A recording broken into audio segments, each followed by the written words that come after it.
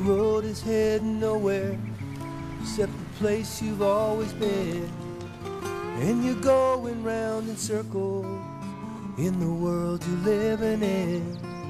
And when the tyranny of time's the only truth you've ever known, well then it's time to find a dream to call your own. When the road you're on is rising to your possibility, you can see a new horizon of where you want to be. Well, tomorrow is the promise that belongs to every day. Your life can change forever when your dream leads the way. Well, it's the calling of your life, it's finding your direction. You gotta make a new connection. You gotta find a place to start. Experience the glory of living your own story. It's the calling of your life. It's a journey of the heart.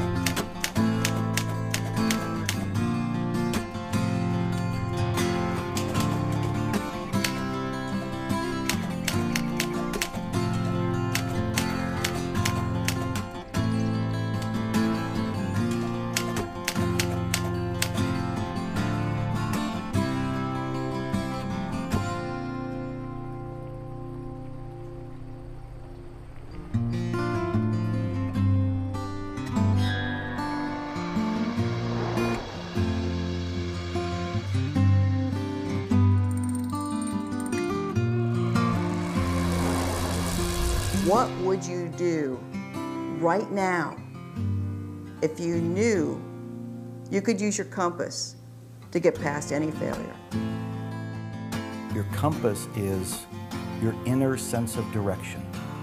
It's the road that's guiding you to the fulfillment of your wildest dreams.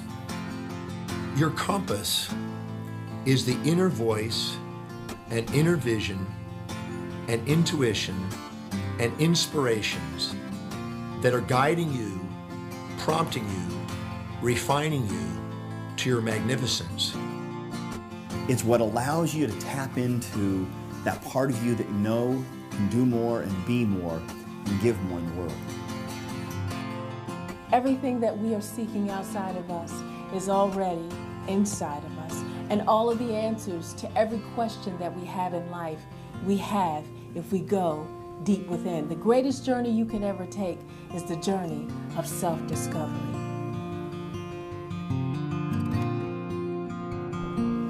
The beginning.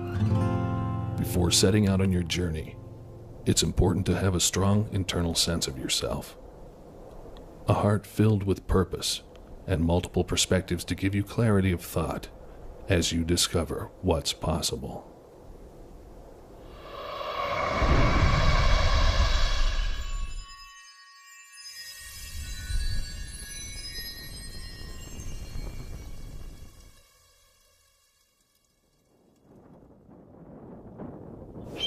They say the first step's the hardest one. Until you take it, no dream gets done. If you wanna grow, wanna win, you'll never know if you don't begin. You hold the future, it's in your hand. So tell the truth, your heart understands. Set your course to your own true way, and don't look back at yesterday. Your first step leads to amazing grace.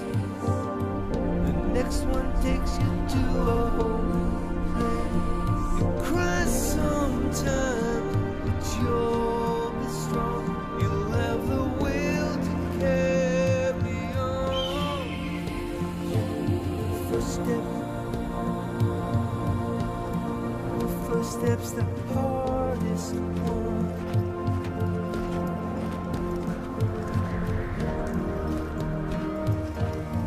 If you're wondering whether now is the time for you to go after your goals and go after your dreams, the answer is absolutely yes. What I encourage people to do is to have inertia, to get things going, and to practice what I call production before perfection, to get things going, to get the inertia going and make things happen. Just trust. It's time for you. You can't wait for the time to be perfect, because the perfect time will never happen. You don't have to wait till you know more, do more, or be more. Your time is now. And so the ongoing realization is that wow, there's only the now, really. And you're either blurred to it or you're seeing it clearly. And when you're seeing it clearly, you'll find yourself knowing what to do. Do it. Do it. Get in the game. One of the things I talk about all the time is that one step in the right direction is worth 100 years of thinking about it. There's an old saying that goes, timing is everything. I say, there is no right time, only missed opportunities. You dream forward and you plan backwards. In other words, you go out to that dream and imagine that you're there already. You have it exactly the way you'd like it to be. And then you sort of, from that position of future, look back and say, all right, what did I have to do to get here? What were the steps? Then you make a pathway, a plan, that then when you get back to now, you have a pathway laid out for you that you can take one step at a time to make that journey manageable. Well, you might be sitting there thinking, well, I don't know if I'm ready to take that first step on my journey. I don't know if I'm ready to begin this adventure. And if that's where you're at, well, you might be in for a rude awakening because you're already on your journey. You see, inaction is still an action. It's just not the type of action that serves you. If you're not willing to risk, you can't grow. And if you can't grow, you cannot become your best. And if you cannot become your best, you can't be happy. And if you can't be happy, then what else is there? This moment is precious. Take advantage of it and go after your dreams. You may get a little scared. You may even have doubts and fears, but guess what? At least you'll be feeling like you're living and you're going after your dreams, and that is what life is all about. The next step is there. It knocks at your inner door. It's what I call the intuitive nudge that's asking you to take inspired action. It's waiting for you. It's probably tickling your soul right now as you watch this. So how do you know what the next step is? You turn within, you pay attention to yourself, and you follow your own inner guidance.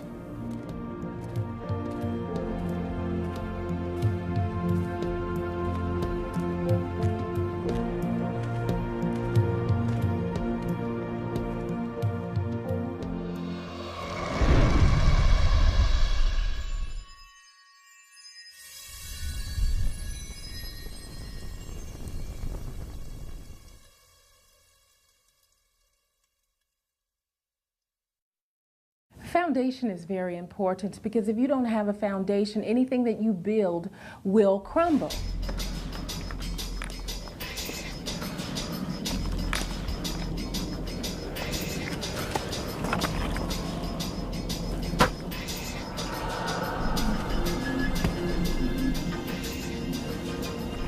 As you're on your personal journey, your personal quest for success, whatever that means to you, I believe that you've got to have a foundation. And that foundation is going to be inherent in your self-esteem. Your self-esteem is what you think to be true about yourself. And the more you believe that you have the skills and the knowledge because you've done the work, the more you can do whatever it is you choose anywhere in the world and have that level of confidence and certainty that each one of us thrives to get. I think it's very important that all of us work constantly to cultivate a sense of internal love and internal power, which most people don't have. Because you don't get in life what you want, you get in life what you are. Everybody has a set of values in life, and these values dictate their destiny. And when you know your values and you set goals that are congruent with those values, you tend to increase the probability of achievement. What are your core values? Who are you being? What do you want in life? How are you going to make sure that as you're moving towards your success, you know who and whose you are and where you stand in the middle of this thing called life? Everybody needs a foundation in life, and you need that go-to place in order to feel grounded, to reevaluate who you are and where you want to go. It's so important to know who you are, what your foundation is, where you're coming from, and then know where you're going. This is the foundation that you want to have before you build a great edifice of a life. Now, the biggest single mistake that people make is they think that success should be easy, and they should be able to get it by thinking happy thoughts and rolling their eyes and getting into some get-rich-quick scheme. But all real lasting success takes a long time, and so you've got to build the foundation within yourself. You have to become the kind of person who can enjoy the success that you want to enjoy.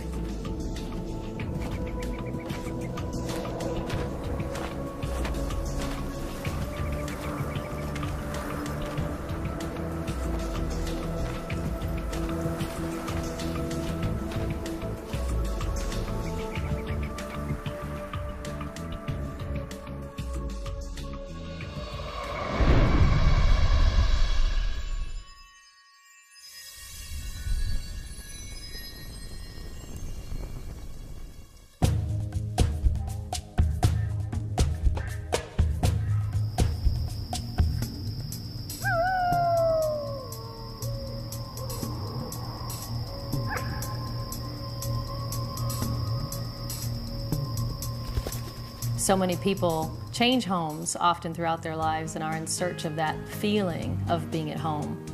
They move, they can never find it. They're never truly at rest. They seek different religions and spirituality, but they can never really find home because they never find contentment. Home can be either that place of environment where you come home to at the end of the day and you want it to be just a safe, comfortable atmosphere, calm, peaceful, energizing, whatever it would represent for you in the real world. And home is also that place of coming home to self.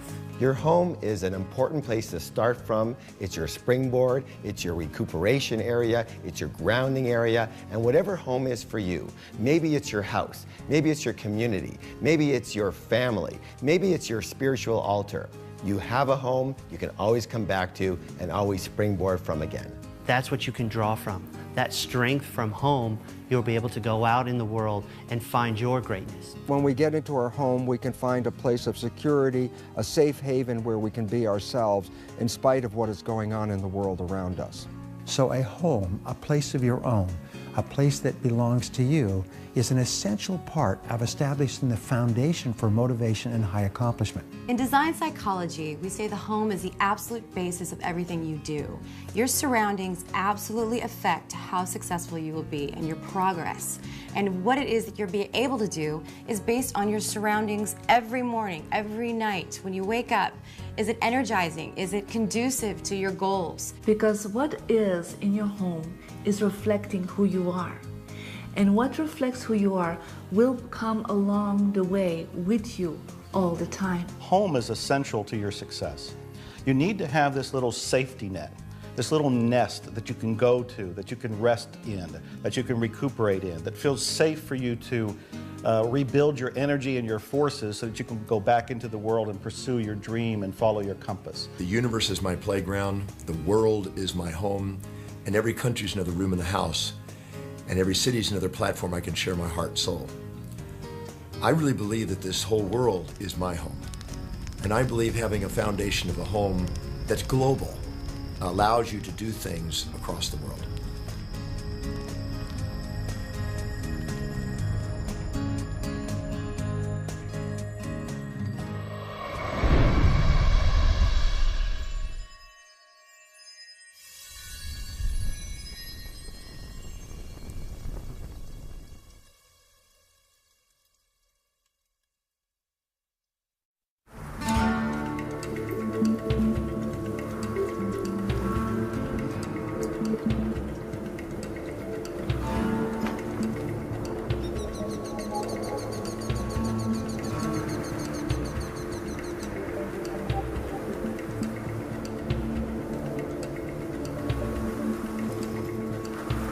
When we talk about having a vision, what we're really talking about is having the absolute clarity and the instruction of what it is we want our brain to focus on. Your vision is your end game.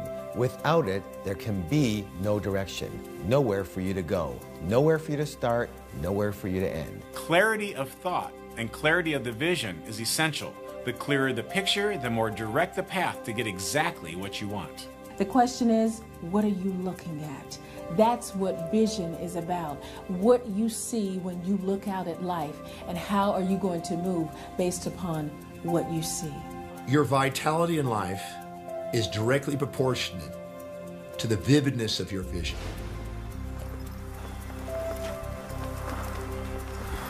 Get extremely clear about your vision. Get the most intricate details that you possibly can, right down to how things will look, the feel, the smell, the colors, the motion, whatever detail that you can possibly imagine in your mind first, you can then take action on and make that become a reality. We are giving our brain the instruction of exactly what we want it to find in the physical world.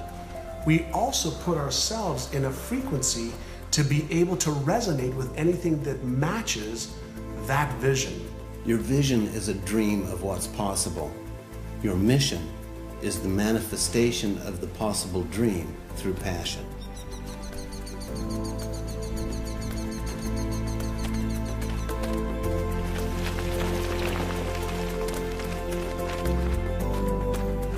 Well, visualization is a starting point because there seems to be a one-to-one relationship between how clear you are about what you want and how fast you move toward it and how fast it moves towards you. But it's not enough, because then you have to do the work. Then you have to take the steps. It's good to have a clear idea of the mountaintop, but now you have to hike. Visualization is more of a first step. You visualize what you want, and then when you open your eyes, you take action. The action is what will lead to the completion of the very thing you've been visualizing.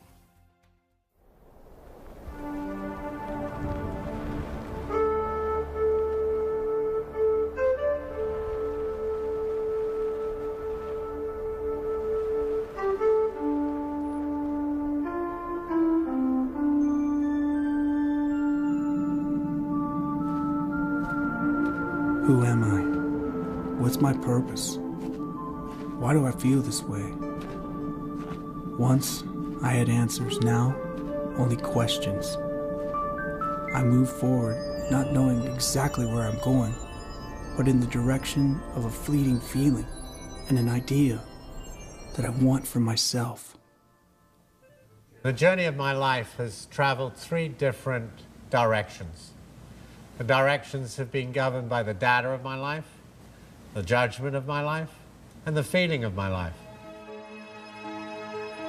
My creation led to my confusion because I was born with the last name Gay.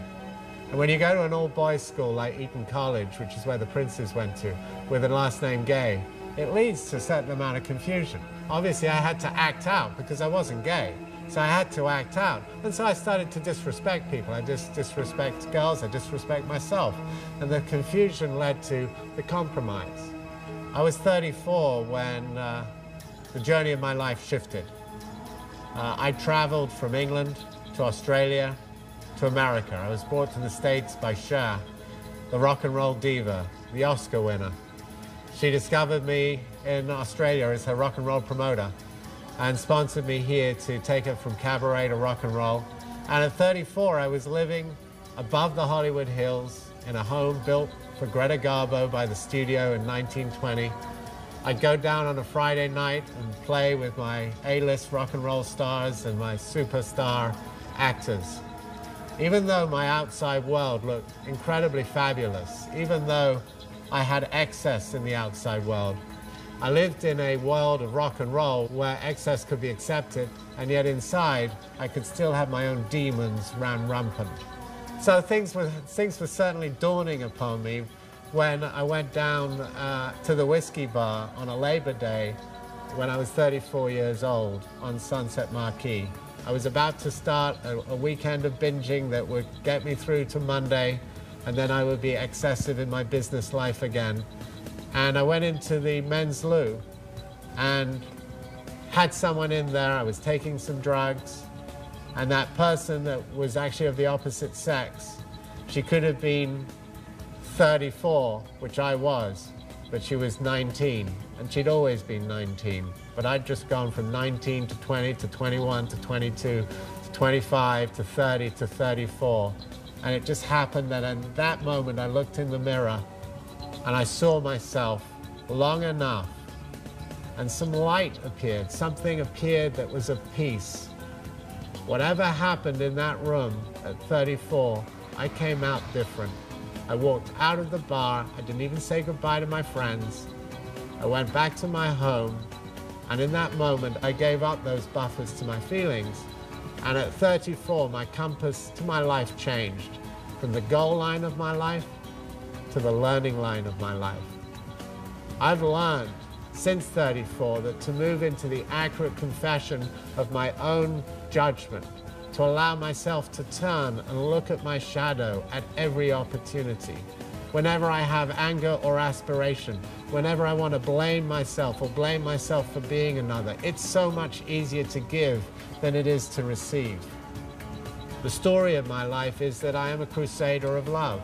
I am a humanitarian, and I've been blessed in the last few years to do some very significant humanitarian work. Everything that I did through my early youth was proving my worth. I had to do everything I could to prove my own worth, prove it to myself, and therefore live in the light that I thought my father and my family expected of me. But then something else happened, and I realized later on, after I was 34, that nothing that I do ever proves me worthy. Nothing that you do, listening to this and watching this, will ever prove you worthy. We are worthy simply because we are. I am, and so are you. And now my commitment is to support each and every one of us to be the best we can be. If I buffer your mirror, if I buffer you to bring up your brilliance and not let it stay on the pillow of a new dawn, because you have brilliance. But if I buffer your brilliance to be the best it can be, this is what happens. I buffer you, I buffer you, I buffer you. And I get to see myself more clearly in your beautiful reflection, and then know myself more clearly in the next second of my life. And that's enough for me to know that my compass is on a true and authentic path.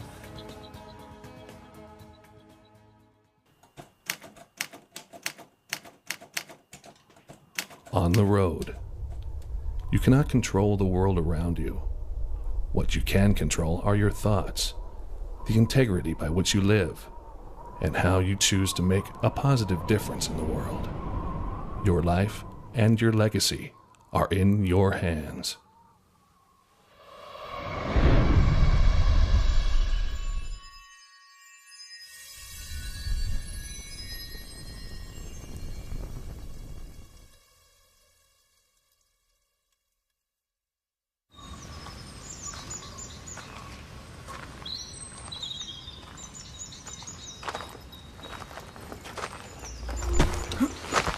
We know when we are living our lives from the inside out, there are things that can happen to us that we cannot control, things that can catch you on the blind side.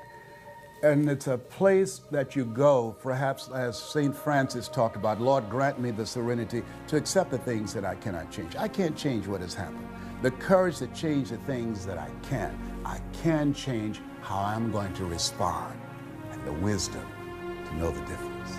Most of us are reacting to the outside circumstances, and we're allowing the outside circumstances to control our thinking, our feelings, and our behaviors. Because if we're just automatically reacting to everything that goes on, then we're really tapping into our more animalistic nature, and we're not thinking about what's in our own best interest. If we give ourselves a moment to pause, then we give ourselves think time to be smart and think about what is really the best approach in that situation. Oftentimes in life, the questions that we ask ourselves immediately after a stimulus will determine the quality of the response that we make.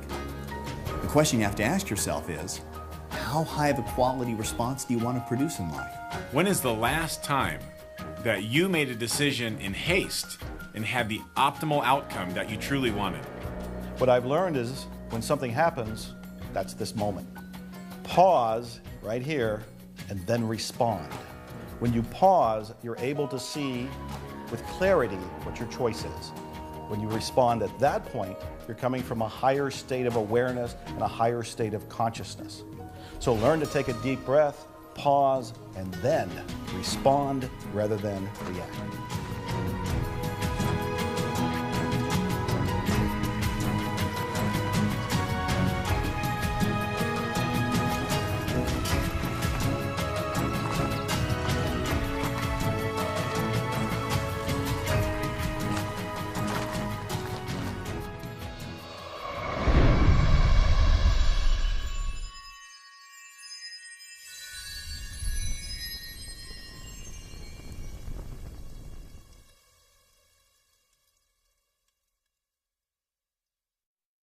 Staying focused is a matter of reassessment on an ongoing basis. Sometimes our path is not a straight line. Most often it is not. So it's about gathering all of the information that you have at that time and figuring out how you will use this information going forward to get exactly what you want. You're going to have a lot of failures, a lot of disappointments, but those are not things to stop you. Those are things that will build your character. And as a result of those things, you will grow through those things and begin to discover some things about yourself that you would not know otherwise. Start seeing the challenge as a part of the quest. When you do that, you can embrace it versus resist it. All you do every single day is you achieve one mini goal that moves you in the direction of something that's important to you. You will have this feeling of forward progress. You will be internally motivated. You will feel excited and positive about yourself. Your self-esteem goes up. You feel like a winner. You have more confidence if you just achieve one little goal at a time. You've got to hold the vision, even when you cannot see any tangible results or any of the activity that you're engaged in are working. And through persistence and patience, did I say patience? Yes, patience. You continue to move forward, things will begin to appear. We have to make sure that we are not going through this thing called life malnourished. And unfortunately, we do get in places where we find ourselves mentally, emotionally, and spiritually malnourished. So give yourself what you need to make sure that you can actually deal with what you're growing through. Not going through, but growing through. Listen to something positive every day. Read 10 to 15 pages of something that will help to nourish your system, nourish your spirit, and give you what you need in order to win in the game of life. Especially on the hard days when you're getting thrashed, when life is hard, pause, breathe. It brings your attention into the now. And when your attention is then here in the now, you find yourself knowing, intuitively, viscerally, you find yourself knowing what to do in order to solve the problem that was bugging you. And remember that the date that it is today will never be the same again. Wake up in the morning when things seem slow, look at your calendar, and realize that that day is the last time you'll ever see that day, so make it good. It's very possible that you're being a passenger and not the pilot of your life. And you just have to take control and make that decision to live with intentionality. It's not always going to be easy. In fact, sometimes it's going to be very difficult. It's persistence and desire that gets everybody over that difficult hump.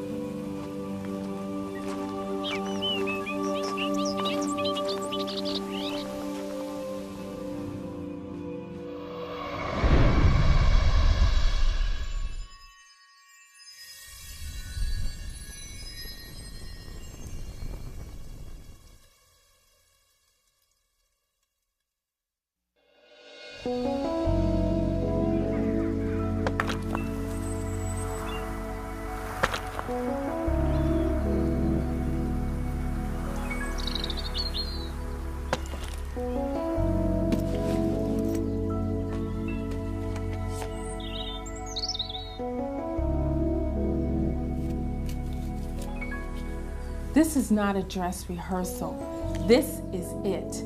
So don't hold back on your ability to give. Find ways to give. Be creative about giving. Get excited about giving. There are people that need you to find a way to give into their life. And I encourage you, as you're giving, understand that he who gives, it shall be given unto him or her. Pressed down, shaken together, running over, shall men and women give into your bosom.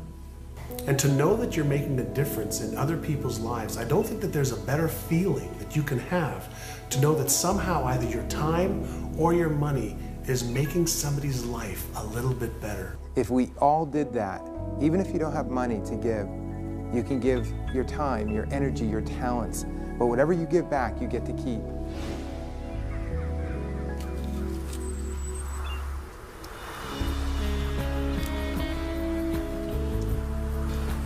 Do you want to feel that your heart is full, that you've actually done something that is beyond you?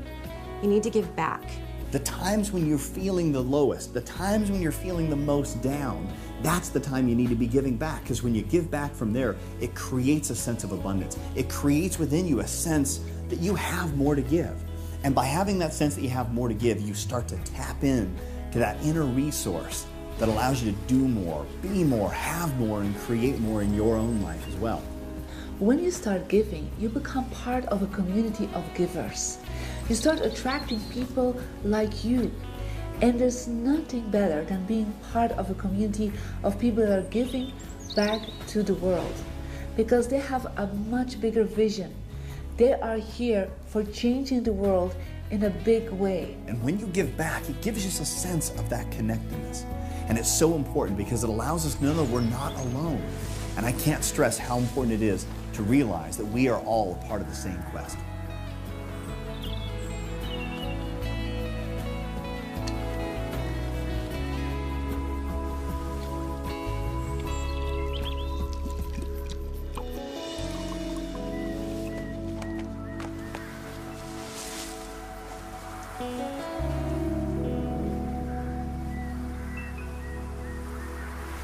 Someone once said that there are two types of people in the world, givers and takers. The takers sometimes eat better, but the givers always sleep better.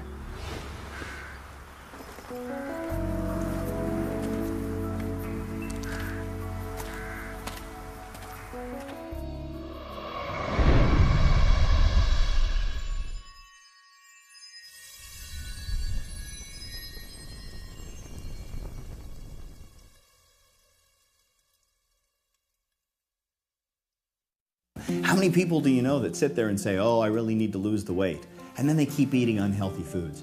How many people do you know that sit there and say, oh, I can't stand my job, and then they keep going back to that same job day after day after day? How many people do you know that sit there and say, oh, I'm not happy in my relationship, but they go home every day to that same person that they don't love anymore? You cannot invest any more in a future that doesn't exist. Life is unpredictable, and you've got to be flexible and versatile and be willing to make the adjustments necessary that will move you in the direction of your goal. And you've got to ask yourself, am I on course? Am I seeing the results that I want to see? You've got to monitor yourself and continue to execute in the direction that's giving you the most positive feedback.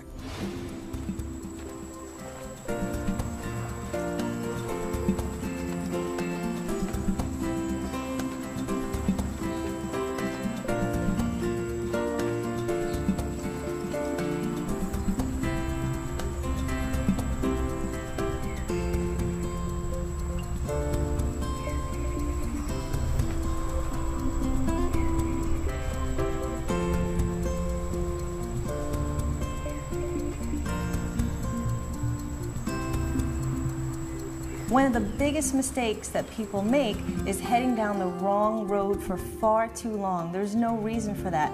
Once you realize you're going the wrong way, as quickly as you can, stop and get back on track. It is still a learning experience.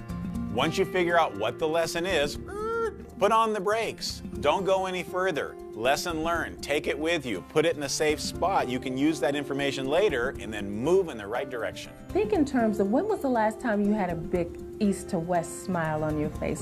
When was the last time you felt joy in your heart? And when was the last time you knew you were on track? And then put together a plan of action of how you can get back to that place.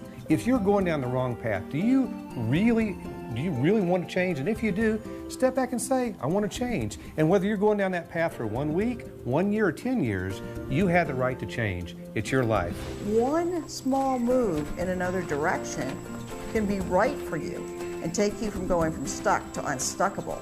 And when you're in that situation, there's no stopping you. It's like going from being stopped to being unstoppable. And when you have that feeling, it's amazingly empowering. So if you feel that you're doing something that is not good for you or is not going to help you with your final destination, be aware, be smart, and make a different choice. It's that simple.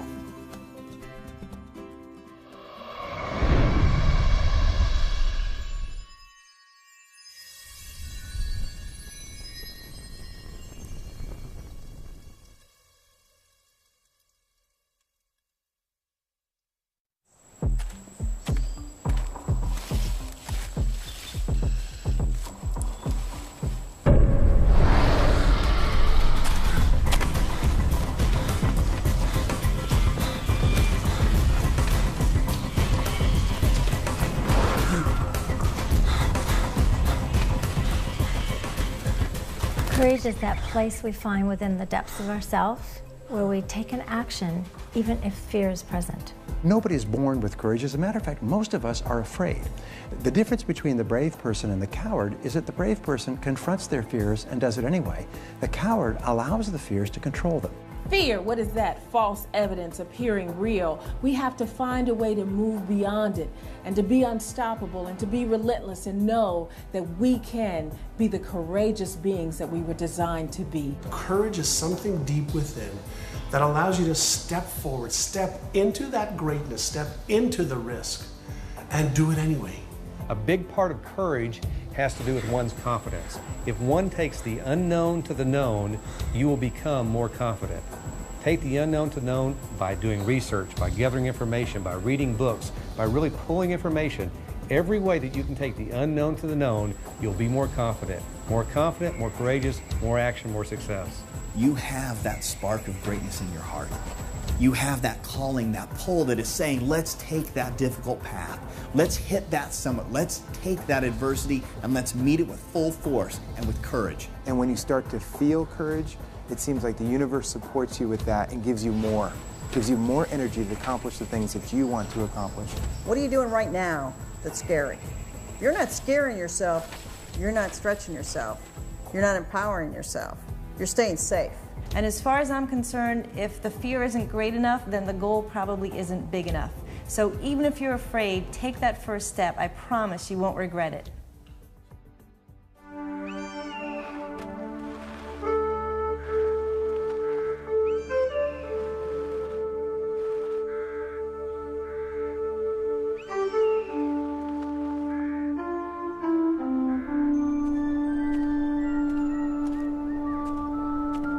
With every step I take, purpose. Every path, opportunity. Every failure, confidence. When I didn't think there would be a tomorrow, there was.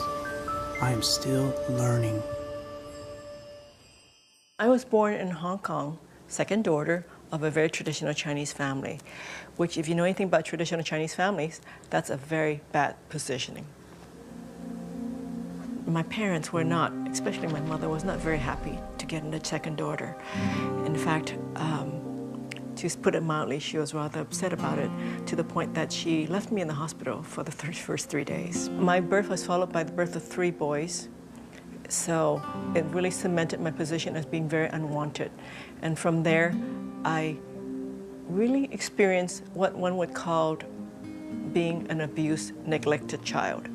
From there, I was blessed to have a grandfather who gave me my name, Hei Li.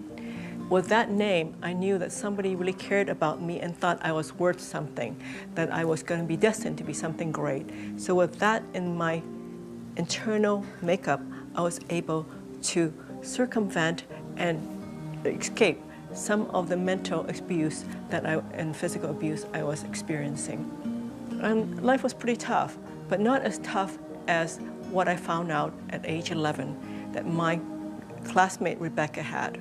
She and her family of 5 total lived in a room and shared a kitchen and bathroom with 2 more families, and they didn't even have enough to eat. I realized that there were people in life in even much worse shape than I was, and I wanted to make a difference in their lives because it didn't seem fair, it didn't seem just that with 2 working parents that they couldn't feed and clothe the family properly. And so my mission in life, my compass point was to make a positive difference. Armed with that knowledge, packed up my bags and came to America as a young student, working my way through school, did my undergraduate and graduate degree in 4 years in foods and in nutrition and economics, my master's in economics, so that I could go help make a positive difference in people's life. I stepped forward again, found a job with a company that had the same perspective as I did, and more than that, they were willing to take me as I was, a small immigrant woman of color, and take me and rate me and promote me based on my merits. Great story for me, because having been discriminated on every account by that time, that was a wonderful place to go work, make a difference. And that was May Department Stores International, which is now known as the Macy's Group.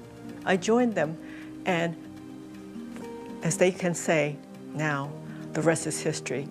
I went from there, Vice President of Nike, President of Reebok Apparel Products and Retail Group, and CEO of Veda. And leaving all that to start my own foundation, because I never forgot, whether when I was working as a corporate individual or as a personal life, that my purpose, my compass, was to make a positive difference. So when I was with Reebok, we were able to establish labor standards throughout the world of how our manufacturers would treat their employees.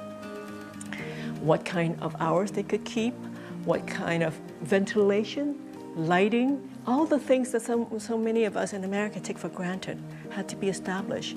And there was something that made a difference for all the workers that we work with, but eventually the whole industry. It was something I'm really quite proud of, because I remember the times when I was young and did that myself. People ask me at times, what about your mother? What is she doing now? Isn't she so proud of you? And the short and long answer is, well, no.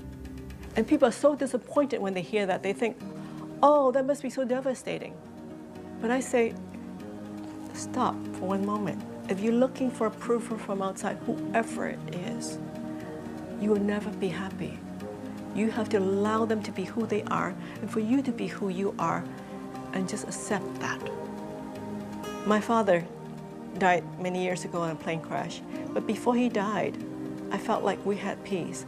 Even though he never told me in so many words he was proud of me, I know in some level he was. So for me, I'm very at peace with my family, and I appreciate who they are, who they were, and what they've given me, and I'm really very grateful. The one thing I want everybody to know is that you, every one of you, have what it takes to get what you want. It's inside of you. Just go back inside. Don't listen to the tapes from outside, from everybody else telling you what to do, what to love, who to date, what job to have, what car to drive. You know what it is that you need. Go back to your inner wisdom. Listen to your voice, the voice that has been silenced by all this outside tapes. When you get back to that point, find out what is your compass point, and from there, you will live the life that you are born to live. And I promise you, you will find the peace and happiness you're after.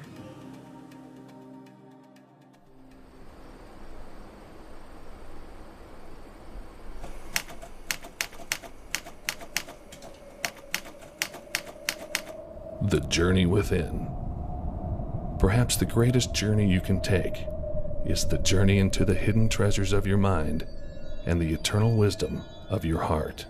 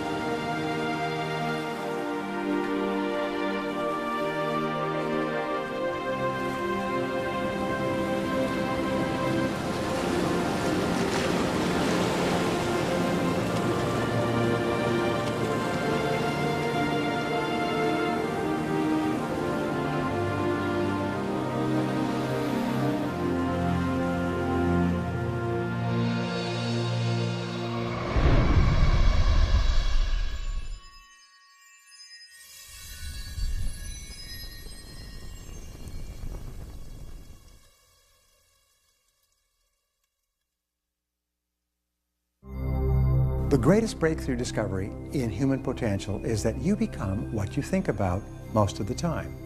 The second greatest discovery is that you become what you say to yourself most of the time as well. Psychologists have determined that 95% of your emotions are determined by how you talk to yourself as you go through your day.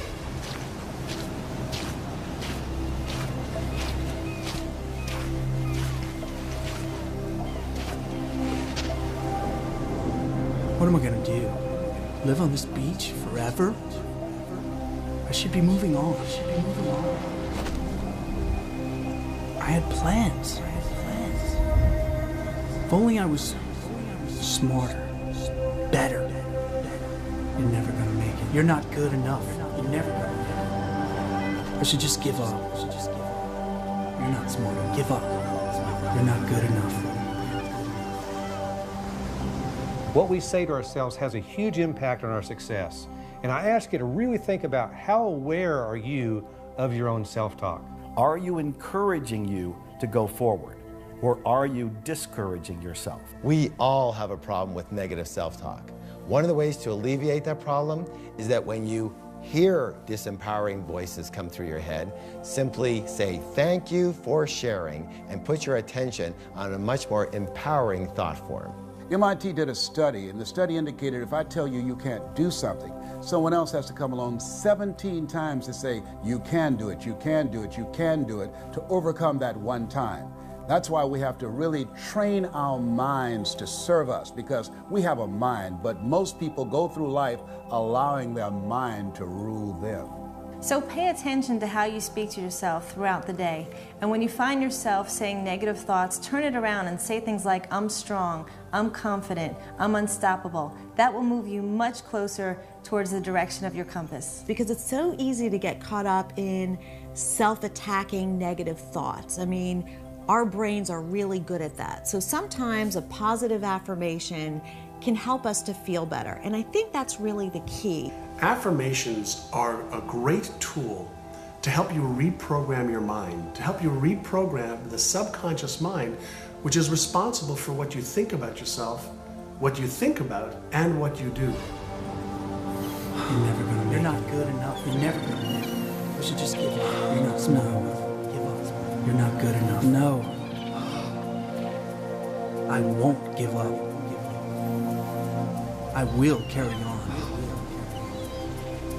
I am strong. I am smart.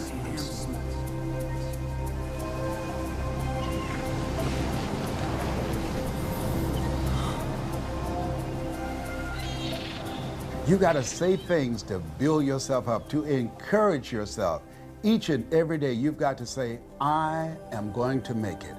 I will never stop. I will never give up. I think affirmations are wonderful under a few conditions. You need to make sure that they're true, they're accurate, they're attainable, and they're done on a consistent basis to where you can yield the results that you want. And affirmations are nothing more than declarations that you choose that'll help you achieve your goals. They're the pillars for the vision of your life or your business.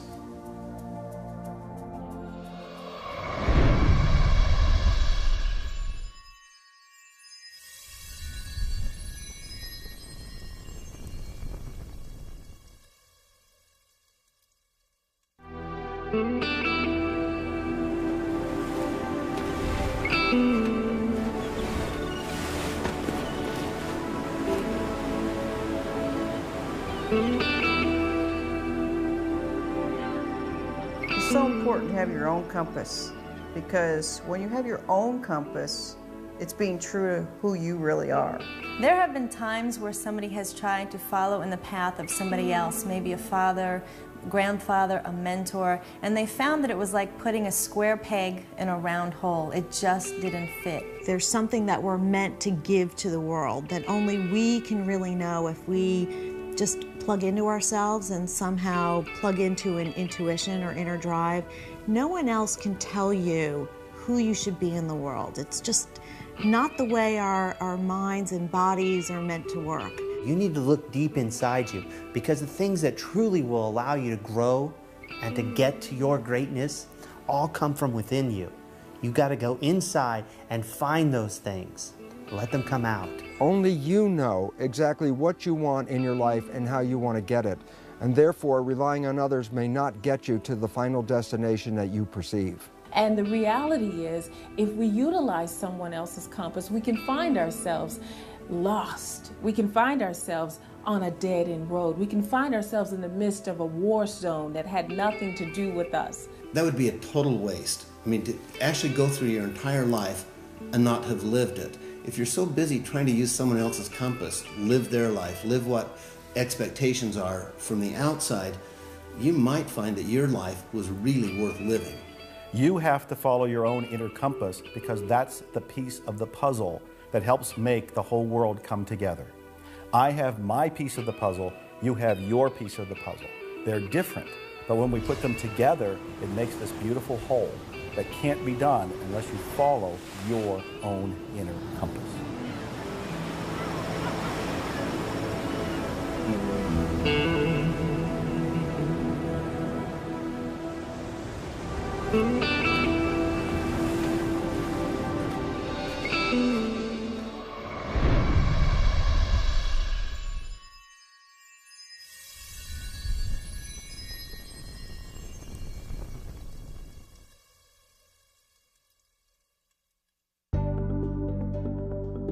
Everything first exists in spirit, and then it materializes. I don't believe that we could animate our bodies, move our bodies, direct it purposefully towards some objective without having some degree of inspiration driving us.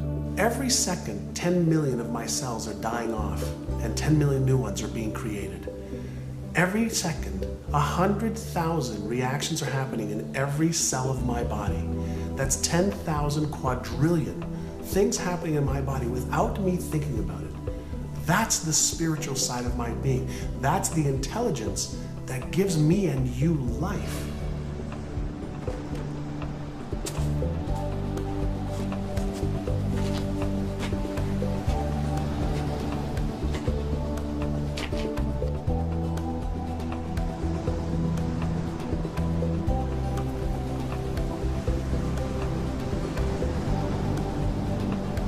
What you're looking at is this material manifestation of something that's spiritual within.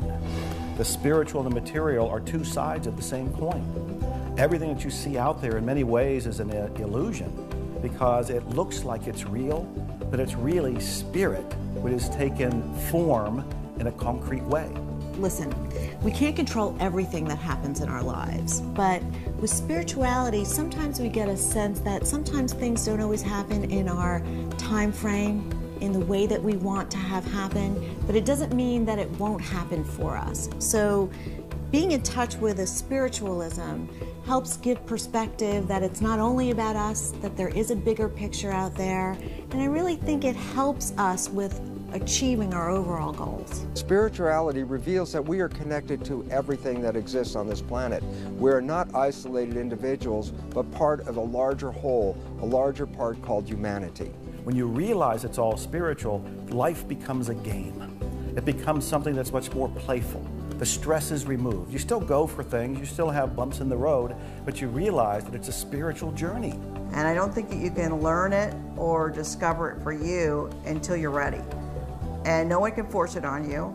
No one can make you want to learn it. But when you embrace the concepts and you embrace the idea, you will become more of a whole person than you ever imagined you could possibly be. But once you get connected to the spiritual part of yourself, the spiritual part of your being, you understand that you do not have to look at the circumstances and the situations in your life and feel as if that's it. Understanding that you are a spiritual being who has come here to have a human experience.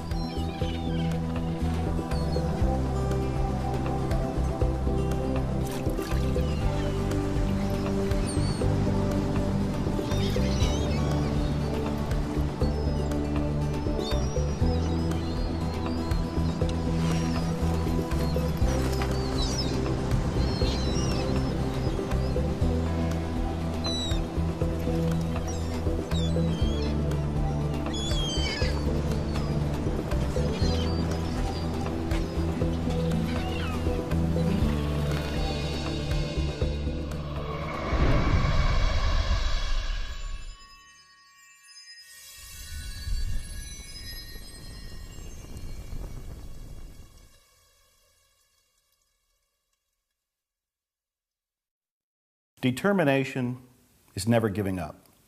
No matter what happens, no matter what the bumps are, you keep going. You take a deep breath, you look within, you realize that you can achieve anything.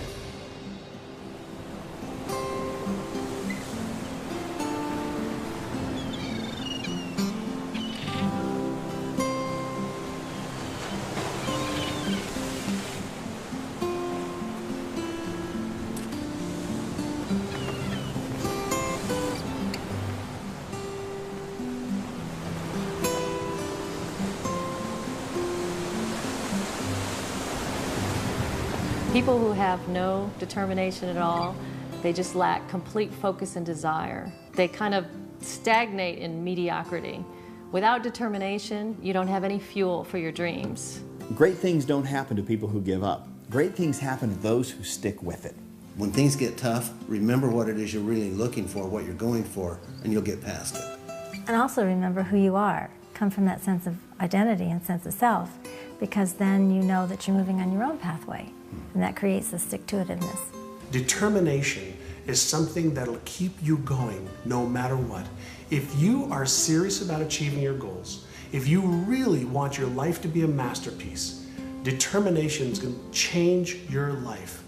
Make a decision, stick to that decision, and have the relentless pursuit until you achieve that goal and dream. You will never be able to taste the sweet flavor of success until you are willing to endure the bitter taste of failure. Ladies and gentlemen, when you are in life, you will taste failure, and it will not taste good. It will be bitter, and you have to move forward, get up off the canvas of life, and understand that giving up is not an option. Persistence is your measure of your belief in yourself and your ability to succeed. And every time you persist in the face of disappointment, you become stronger, you believe in yourself more, you develop greater self-discipline, you develop greater confidence, and eventually you reach the point where you become unstoppable.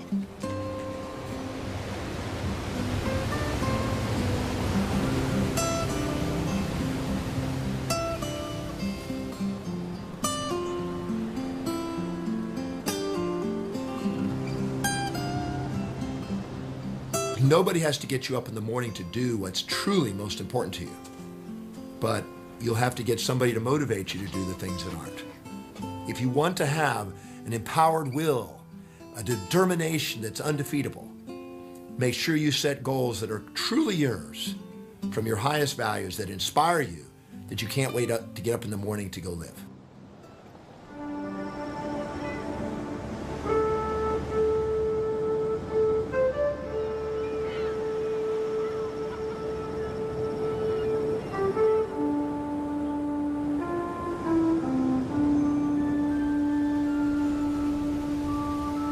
I've made one of my greatest discoveries, peace.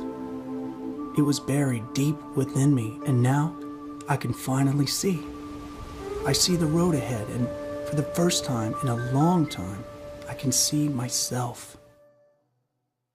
My life was not meant to be spent inside a cubicle, so I made a decision right then and there to follow my dreams, to find something that I'm passionate about, and to chase that career of adventure. I'm originally from Texas and then grew up in Virginia and ultimately St. Louis. And ever since I was a kid, I was always getting into trouble outdoors, running around, playing with snakes, running through the creeks, digging in the mud, and just loved being outside. I would leave in the morning, I would come back at night for dinner, and that's what I would do every day. And that led to really enjoying and loving being in the Boy Scouts. Looking back, I see what a huge impact the Boy Scouts and becoming an Eagle Scout had on me. It gave me the confidence as a kid that I carried with me in life. I let successes like this drive me, not failures. So for me, it was, I realized, hey, I can set my goals as high as I want, the highest thing there is in Boy Scouts, and achieve them. And from there, it just led, in life, I've always tried to set high goals and go about achieving them. So Boy Scouts to me was a very instrumental part, a huge stepping stone to my life and the future ahead. In high school, my focus was on academics and sports. I played football and loved every minute of it.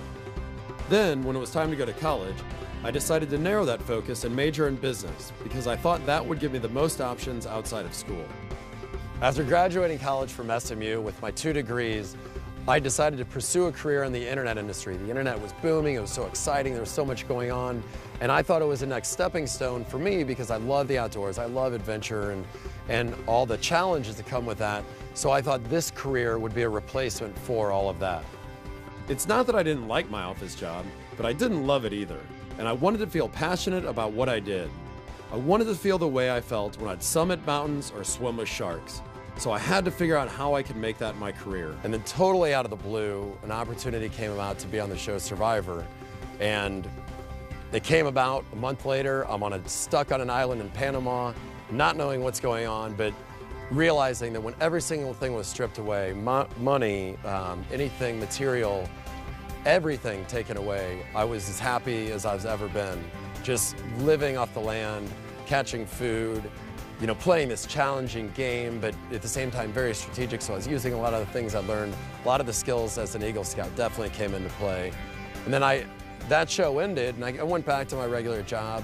Then I really started thinking, my biggest passions in life are outdoors, adventure activities, and challenges for myself, both physically and mentally. My compass really moved me. When I got back from Survivor, I went back to my job, and while I was happy in my job, I was being challenged, and it was a great career path that I was on. It just wasn't really my passion. I wasn't running out and telling people, oh, listen to my new project, listen about this and that. So I started looking for something else, and my compass really changed when I started to go into adventure travel and when I started a production company. And I started not loving what I did, but doing what I loved. And that was the biggest change in my life. And now I'm doing every single thing that I would be doing in my spare time as part of my job. And it's unbelievable. Everyone has something that excites them, that moves them. Unfortunately, some people don't have jobs that affect them in that way. I know change may seem intimidating, but it's essential in life. And all of us have what it takes to make these changes that will make us the happiest we can be. Right now, I'm happier than I've ever been in my life, and it's because I'm really living my passion. My job is working in production projects all over the world where I get to share my adventures with people and tell stories, and I'm growing myself, I'm teaching other people, and it all happened because I really went out and I chased my dream to do something outdoors, to do something that involved travel, but to still use my education and running productions and being involved with all of it, and it's unbelievable.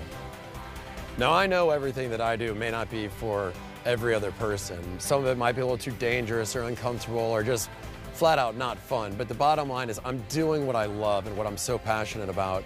And I think, you know, life's too short not to do that. So the one thing I would say to people is go out, find out what you love, set a goal, go after that, stick with it, and chances are you're going to be so much happier than you are doing whatever you're doing today if it's not along that line.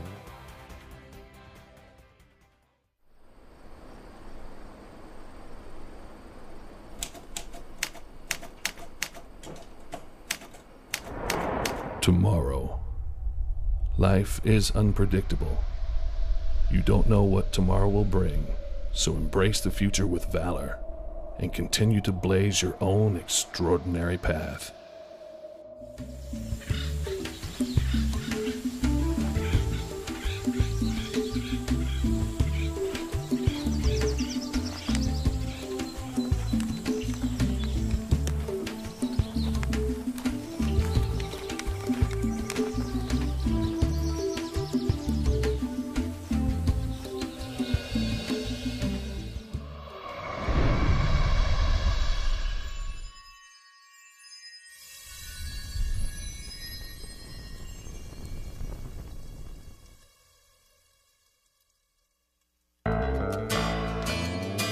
The needle on your compass is always adjusting to find out what's exactly right for you. What's important is that you need to do your part, and that is to watch, to learn, to listen, to hear, to pay attention, and to take that advice that you get from inside to guide you in exactly the right direction.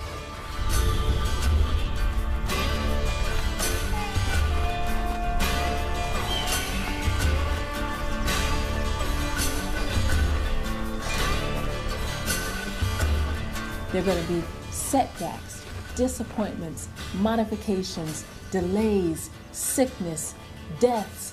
There will be challenges. You will feel off center. You will get new insights, new revelations, new things that will come to you. The question is, how will you deal with it? Be still, go within, and then move accordingly.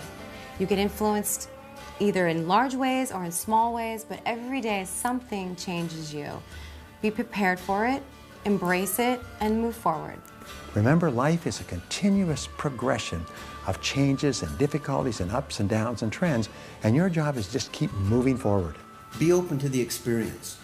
Stay connected to current reality with curiosity, and enjoy the ride. Hang on. It's not like you were moved once and then you just somehow play it out. You moved once, it set a new direction, and then the new direction is to just always be compassing. Pay attention to the opportunities that are there and trust that that's where you're supposed to be. And keep going. Don't do things that are insignificant, that are going to waste your time. Be determined to choose things that are going to make your life more abundant and more fulfilling. And though the values will change along the way and the destinies, the summation of all your destinies will make up your life journey. Your soul calls your life's journey. Your mind plays with the destinies. Your physical body will adjust them. You will refine them along your way. That's how you master your life. So when your compass moves you one more time, what do? You celebrate it. You welcome the challenge. You take a deep breath, you put a smile on your face, you look up and you go, I'm going to do it. I'm going to find out what's in me. I'm going to go forward and accomplish this. And as I do that, I will keep growing. I'll keep stretching. I'll keep daring something worthy. My favorite phrase, dare something worthy. As your compass moves you, go with the flow. That's your divine mission.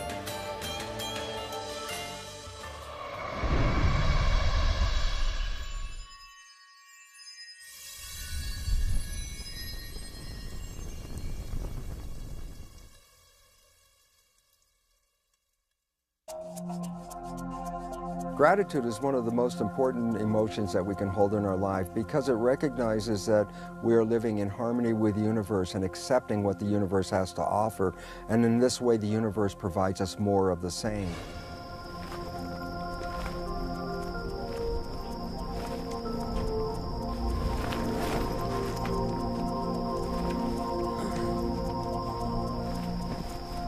Gratitude is essential, because gratitude is synonymous with appreciation. What is appreciation? Appreciation is simply increasing in value. For example, your house, when it appreciates, what's it doing? It increases in value. So when you appreciate something, you are automatically increasing its value. If you don't have gratitude for something, it might as well not exist. Somebody who isn't grateful for all the blessings that they have right now is not aware of how lucky he or she is.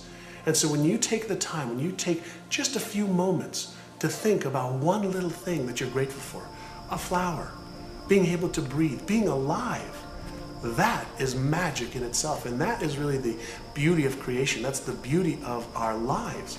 It was Henry James who said that nothing of the senses can satisfy the soul. The only thing that can satisfy the soul is thank you, I love you. When you get up in the morning and you can say thank you, I love you in front of the mirror, and also to the world around you and the people around you, now you're going to have fulfillment. I think we take for granted all of our life's gifts, and being grateful is a launching pad to have more and to be more and to accomplish more in your life. Gratitude is actually the grace of life. The more gratitude you have, the fuller your life will be. So we must wake up each and every day with a sense of gratitude, with a thanksgiving, not just for Thanksgiving during the holiday, but a sense of thanksgiving throughout our entire lives. It should be a part of our lifestyle because we have so much to be thankful for. It's not just a palliative that you brainwash yourself with in order to get through troubled times. It's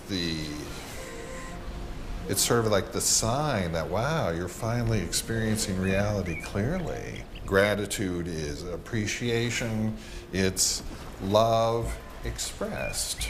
It feels good to the one who's feeling grateful, and it's beneficial to those who are in receipt of it. I remember hearing all about gratitude, and I sat in my room, and I was in a dumpy little place, and I think I had a car that broke down a lot, and I was struggling to pay my rent, which was probably $200 a month, and I was very unhappy. But I was trying, probably just like you. And I remember picking up a pencil, a simple number 2 lead pencil. And I thought, okay, let me try to be grateful for this. And I was resistant to the whole idea. And I looked at it and I said, yeah, okay, with this pointed end here, I guess I can write a grocery list, I can write a romance letter, I can write a novel, I can write a suicide note. There's all kinds of things I can do. And I started to shift a little bit and thought, well, that's kind of amazing. That this little piece of wood with this little piece of lead, I can actually do things that would change my life. I can write affirmations with it. I can write intentions with it. I can write out my vision with it. I can write out all kinds of things. And then the other end, if I didn't like what I wrote, I can erase it. And you notice I'm smiling now as I think about it because I'm remembering the first time I actually did this. I began to feel genuinely grateful for the pencil, And as I felt grateful for the pencil, I would look around my room and I'd go, there are people that don't have this. Not only a pencil, but they don't have a roof over their head. They don't have a little refrigerator. They don't have a car. They don't have any money. The way I was living, even then, with all of my complaints, all of my struggles, was better than many people in third world countries. And often I was living better than kings and queens that were ruling countries in past times. And as I realized all of that, I changed. Now today I have this wonderful lifestyle, and I have a car collection, and I have all these books out, and I have a country estate, and I have a hot tub. And every night I get in that hot tub and I look at the stars and I count my blessings. I say thank you because I'm grateful. But it all began with a pencil.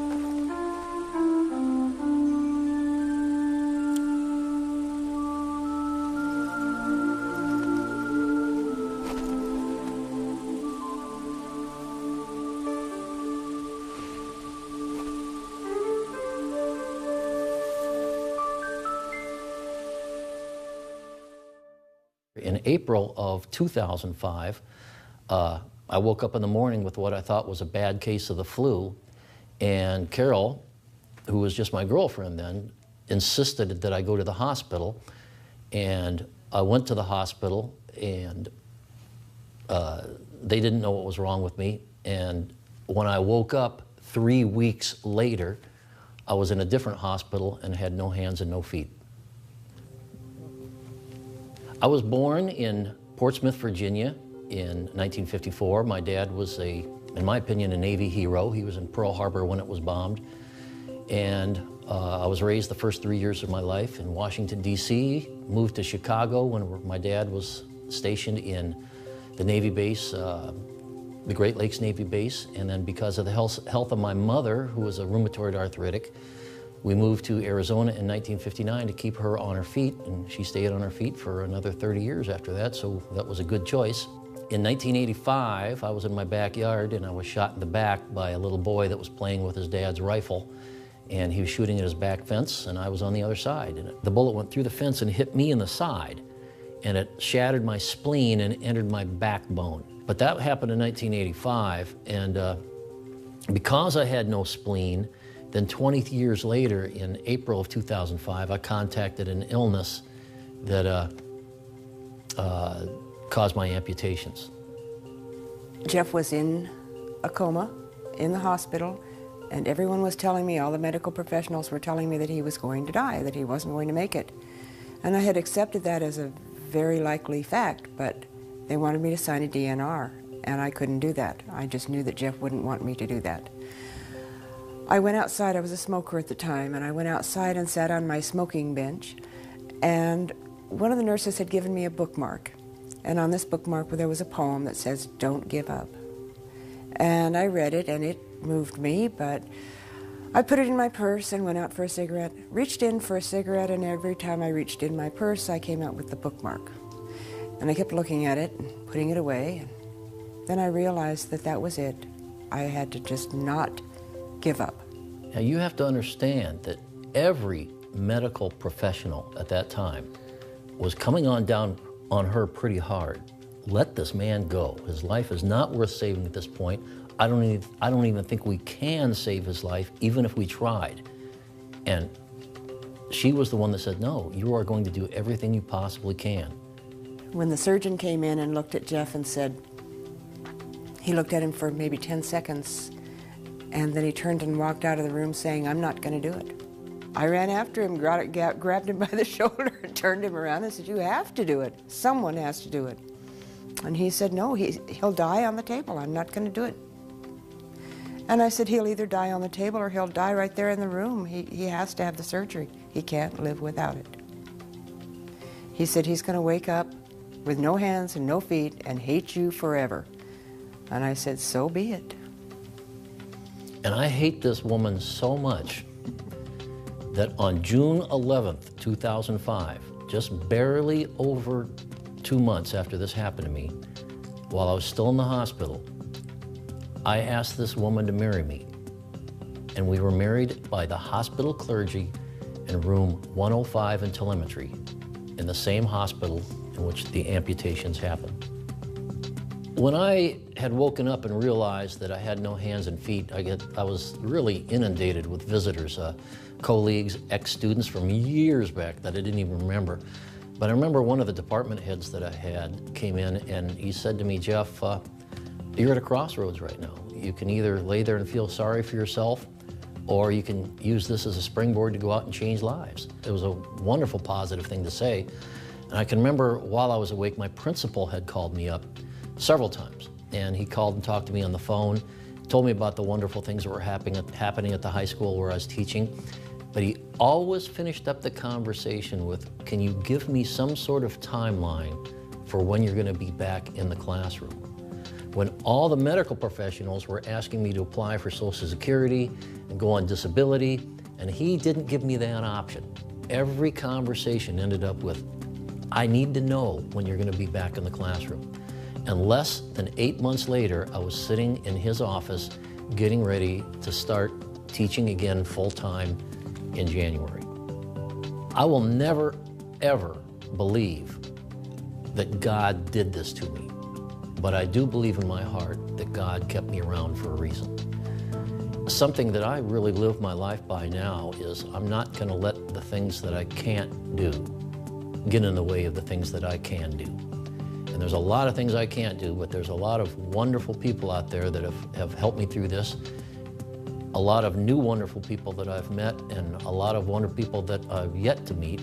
And life it's wonderful. One thing I would like to leave you with, I always remember from The Music Man, when Professor Harold Hill was waiting for Marion the librarian to come meet him at the footbridge. And she came down and she said, I almost didn't come.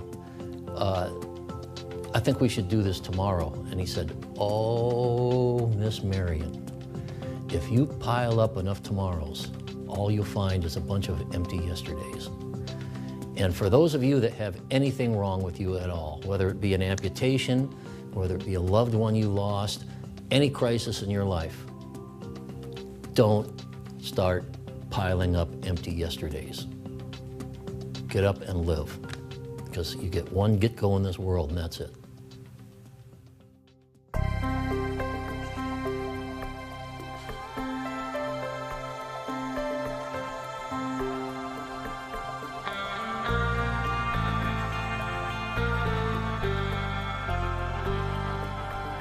There's a reason why a lot of times we find ourselves having the same New Year's resolution year in and year out.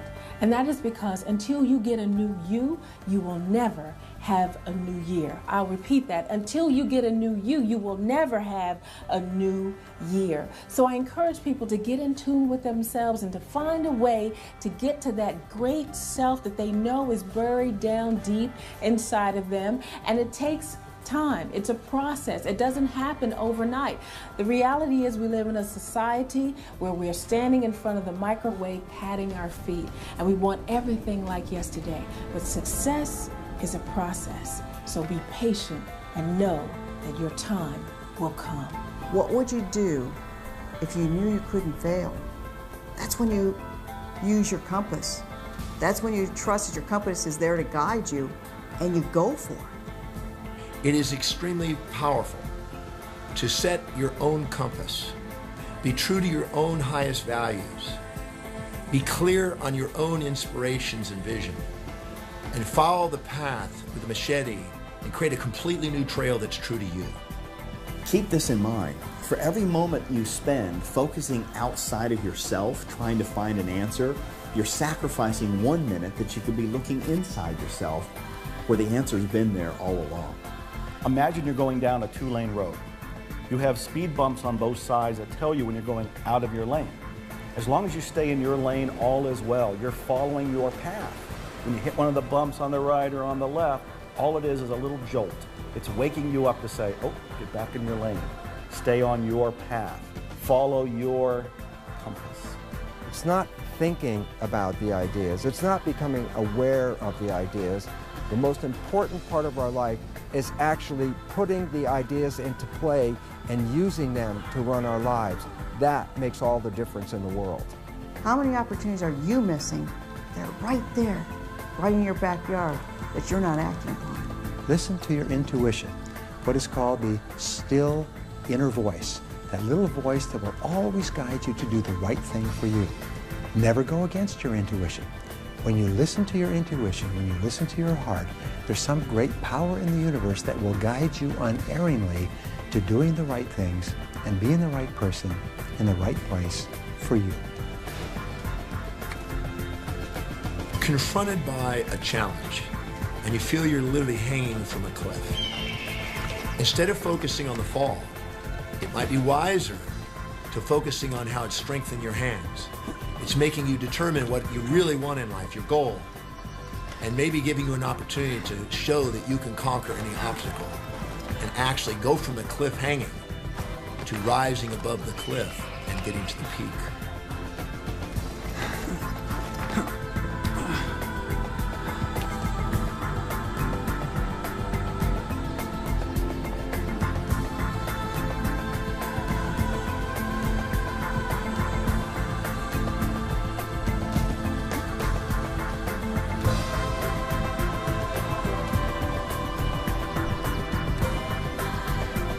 Life is alive. And when you get into the flow of the movement, it'll feel like you come to life. It'll feel like you come to life once again. So remember, every time the sun touches your face, you can understand and know that you are special.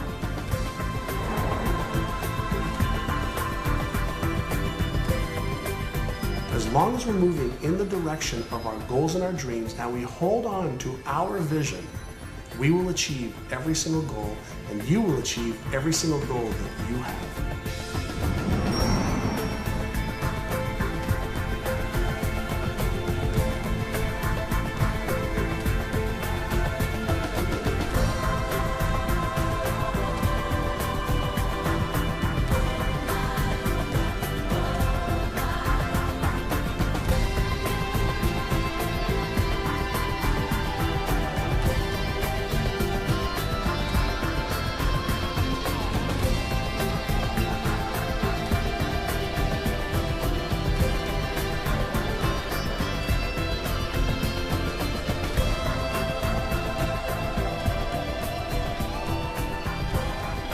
The sun rises over a new world.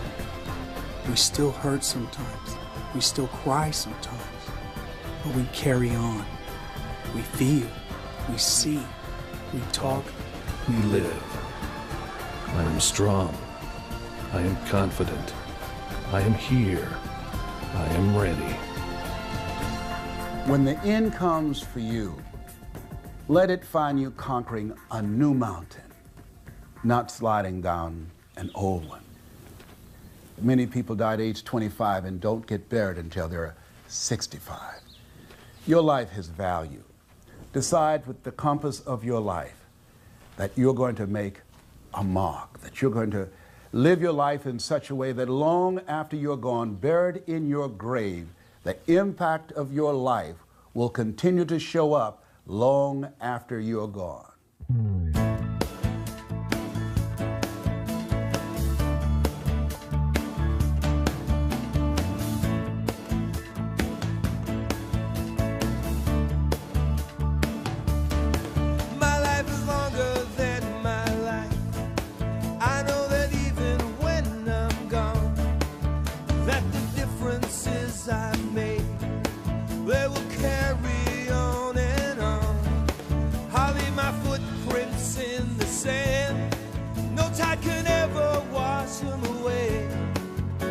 Tomorrow is the only truth.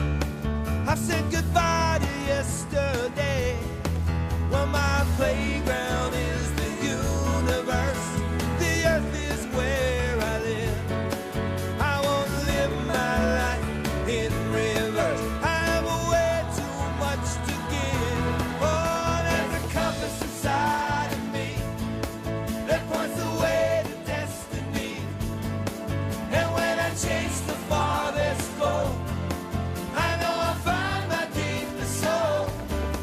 Well, there's a compass inside of me that points the way to destiny. Every moment, every day, I'll let my compass lead the way. Well, my compass is leading the way. My compass lead the way. You know I'm ready to begin. I'm strong enough to live and learn. And if I find a fork in the road, I know which way to turn. I got a mountain I need to climb, and I got a dream I've got to try. And if I stumble and fall, I know the truth will make me fly. Well, my playground is the universe. The earth is where I live. I want to live my life in reverse. I have way too much to give. Oh, there's a compass inside of me. It points the way to destiny. And when I chase the farthest goal, I know I'll find my deepest soul. Well, there's a compass inside of me that points the way to destiny. Every moment, every day, I'll let my compass lead the way. There's a message for all who can hear it and have the courage to trust their heart. If you listen, the moment will find you. All you have to do is start. There's a compass inside of me that points the way to destiny. And when I chase the farthest goal, I know I'll find my deepest soul. Oh, there's a compass inside of me that points the way to destiny. Every moment, every day, I'll let my compass lead the way. Well, there's a compass inside of me, oh yeah, it points the